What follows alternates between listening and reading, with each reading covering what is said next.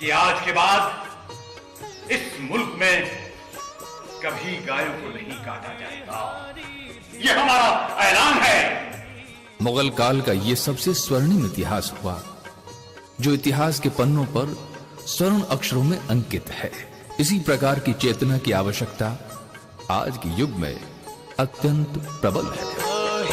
बादशाह लखावत नर हरिदासी सुनो, कहे जहांगीर बारठ नर हरिदासी सुनो। आज सु कर्यो ऐलान हिंदुस्तान, गायारी कटनी बंदी करी। आज कर्यो ऐलान हिंदुस्तान, गौवधी बंदी करो। बड़े झड़े कड़पे गौ